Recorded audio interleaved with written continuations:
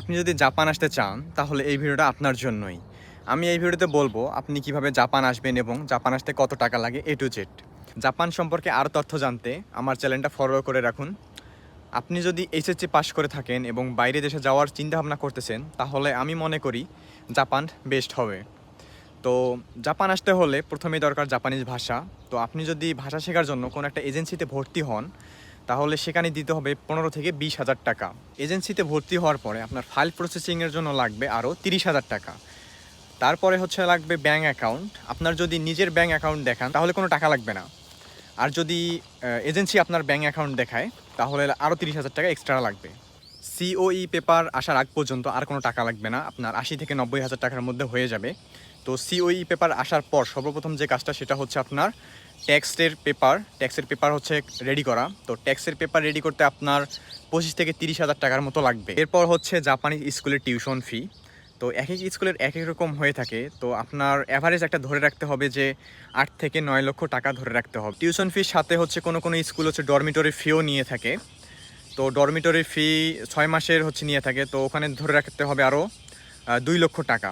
তো আপনি যে এজেন্সির মাধ্যমে আসবেন সেই এজেন্সির যে চার্জ একটা আছে সেই চার্জ দিতে হবে প্রায় 1 লক্ষ থেকে 1,20,000 টাকা। এটা এক এক এজেন্সির এক এক রকম, আপনারা এজেন্সির সাথে কথা বলে দেখবেন। এরপর ভিসা পাওয়ার পর আপনি যে জাপান আসবেন, জাপান আসার জন্য এয়ার টিকিট লাগবে আরও 80,000 টাকা। এটা অ্যাভারেজ, ওই সময় সিজন টাইম চলে, তো টিকিটের দামও অনেক বেশি থাকে। কাপড় চোপড়ের জন্য আরও 50,000 টাকা লাগবে। প্রথম থেকে আমি আরও একবার হিসাবটা দিচ্ছি। তো আপনার ভাষা শেখার জন্য লাগবে 15 থেকে 20,000 টাকা, ফাইল প্রসেসিংয়ের জন্য লাগবে 30 থেকে 40,000 টাকা, ব্যাংকের জন্য লাগবে 30,000 টাকা এবং ট্যাক্সের জন্য লাগবে 25 থেকে 30,000 টাকা। আর টিউশন ফি ধরে রাখতে হবে 8 থেকে 9 লাখ টাকা। এয়ার টিকিটের জন্য 80,000 টাকা ধরে রাখা লাগবে এবং কাপড় চোপড়ের জন্য 50,000 টাকা এবং এজেন্সির জন্য 1 লক্ষ থেকে 1,50,000 টাকা। তো অ্যাভারেজে গিয়ে দাঁড়ায়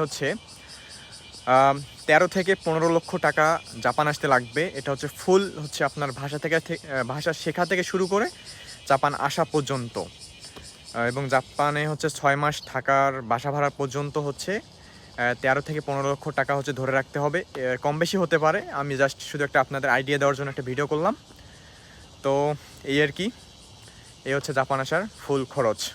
তো ভিডিওটা ভালো লাগলে অবশ্যই লাইক কমেন্ট শেয়ার করবেন, আর আপনাদের যদি কোনো জানার থাকে অবশ্যই কমেন্ট করে জানাবেন, তাহলে ওই টপিক নিয়ে আমি ভিডিও বানাবো ইনশাল্লাহ।